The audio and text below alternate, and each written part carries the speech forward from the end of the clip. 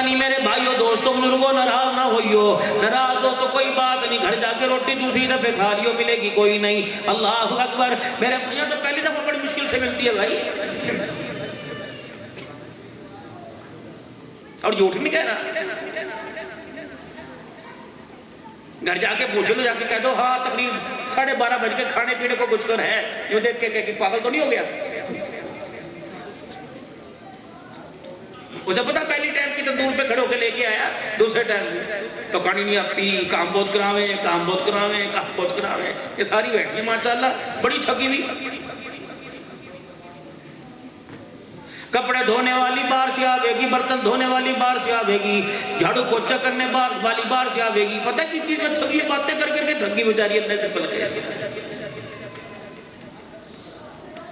آج میری بہنہ اپنے پلے باندھ کے لے جا، تیرے کام آوے گی انشاءاللہ۔ فقیر عبدالحنان کو جھولیاں چک چک کے دعا دے گی۔ اللہ کی قسم اپنے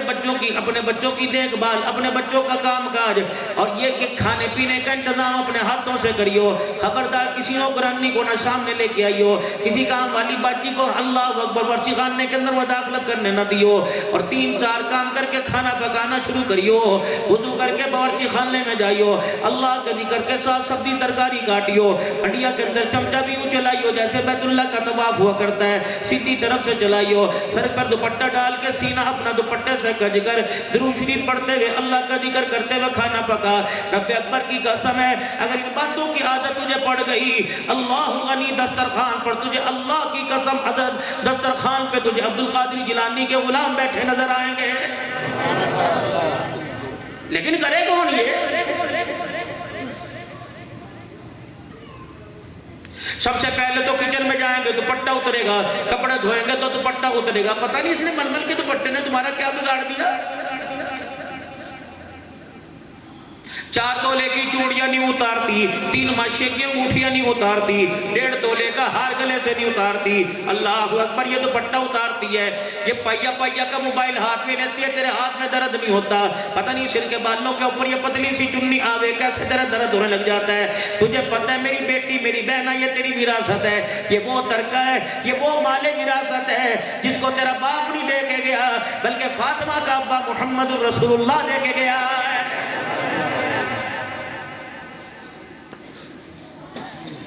ابا جان کے حصے سے، ابا جان کی وراثت میں سے جو زمین آئی، بھائی جان کے حصے میں سے جو زمین آئی، اماں جان جو پیچھے ننہال سے زمین لے کے آئی تھی، جو مال پیسہ لے کے آئی تھی، اس کا معیار کیا پتا موت کی سانسوں تک تیرا ساتھ دے یا نہ دے، کیا پتا موت سے پہلے یہ بچھوڑا ڈال کے کسی اور کی گودی میں بیٹھ کے چلا جائے۔ جو وراثت کے اندر مال ملا، پردے کا، حیا کا، غیرت کا، پاکیزگی کا، خوش اخلاقی کا، رب اکبر کی قسم ہے اسے اپنی ملکیت بنا لے، زندگی کی سانسوں کے اندر اسے محکا لے، دن کے اجالے میں رات کے حصے میں اسے اپنی زندگی کے لمحوں کے اندر اتار لے۔ رب اکبر کی قسم ہے یہ وراثت اتنی قیمتی ہے اگر دنیا کے اندر سنبھال کے رکھا تو یہ جنت کے اندر تیرا ہاتھ پکڑ کے لے کے جائے گی۔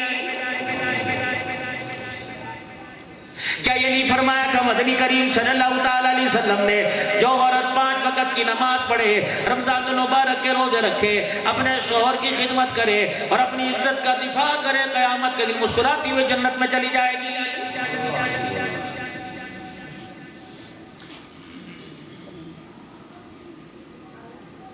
جو اپنی عزت کو اللہ اکبر گوانے میں خود ہی لگی ہو، میری بہنہ تو ناراض نہ ہوئی ہو، رات کے 12:30 بجے میں دھوکے کی بات نہیں کر کے جاؤں گا، جھوٹی بات نہیں کر کے جاؤں گا، اللہ کی قسم بڑی محنت والی ہے، بڑی جفا کش ہے، تو نے باپ دادے کی عزت کی لاج رکھتے ہوئے زندگی کے کتنے سال سسرال پہ گزار دیے، امی سے ملنے نہ گئی، ابا کی بیماری پہ حال پوچھنے نہ گئی، اپنے بچوں اپنے شوہر کے واسطے کہ گھر خالی ہو جائے گا، دن کے اجالے صبح نور پیر کے ویلے سے فجر کی اذان کے وقت اٹھی، اب تجھے رات کے 12:15 بج گئے، کوئی کہہ رہی ہوگی میں نے گھر جا کے برتن سمیٹنے، کوئی کہہ رہی ہوگی میں نے بوتلوں کے اندر پانی بھر کے رکھنا، کوئی کہہ رہی ہوگی ہائے میں نے صبح کے لیے آٹا گوندھ کے رکھنا۔ اللہ کی قسم کتنی ذمہ داریوں کے باوجود تم اللہ کا قرآن سننے کے لیے آئی، میں تمہیں دھوکے والی بات نہیں دے کے جاؤں گا، میں غلط تمہیں بات نہیں سنا کے جاؤں گا۔ اللہ اکبر، میری بہنہ اپنے کردار کو بچا کے رکھنا، اپنی عزت کو بچا کے رکھنا، اپنی نگاہوں کو بچا کے رکھنا۔ اللہ کی عزت کی قسم اگر اللہ کی پسند چاہتی ہے تو تو اللہ اکبر اپنی جتی کے نشانوں پہ بھی کسی کی نظر نہ پڑنے دیو،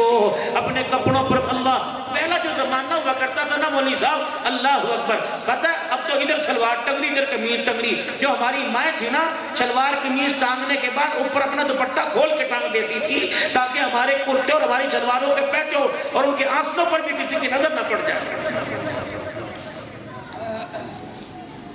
یہ سارے کام اسکول میں نہیں آتے، یہ ماں کی ذمہ داری تھی جو اپنی اولاد کو سمجھا تھی۔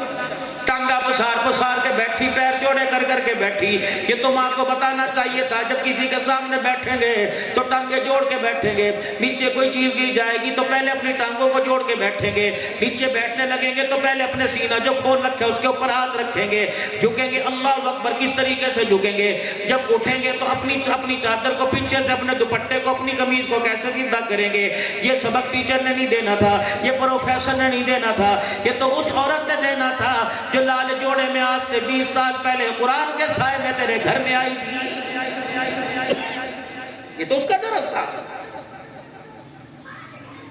مغرب کی نماز کے بعد اپنے گھر تشریف لے آتے، مغرب کی نماز کے بعد گھر تشریف لے آتے، اپنے بالک اپنے بچوں کے اندر بیٹھ کے روٹی کھاتے، کوئی بڑا منہ کا نوالا لیتا اسے کہتے نا بیٹے چھوٹے منہ کا نوالا لے، کسی کا ہاتھ دلواتے، میرے عزیزوں کسی کو پانی پلاتے، کسی خود پانی پیتے، کوئی کھانے کے اندر میل میں خیل لگاتا، یہ پکا لیا یہ پکا لیا، یہ تو باپ کی ذمہ داری تھی، ٹیچر بن کے کہتا نا بیٹے اللہ کی نعمتوں میں نقص نہیں نکالنے کرتے، کھانے کے اندر میل میں خیل نہیں نکالنے کرتے، جو اللہ کی نعمت مل جاوے اللہ کا شکر ادا کر کے کھا لے۔ اللہ کا قرآن کہتا ہے لَإِن شَكَرْتُمْ لَأَزِيدَنَّكُمْ، اور میرے بندو جتنا زمین سے شکر آسمان پہ جاتا رہے گا تمہارے شکر کی برکت سے خدا کا فضل زمین پر آتا رہے گا۔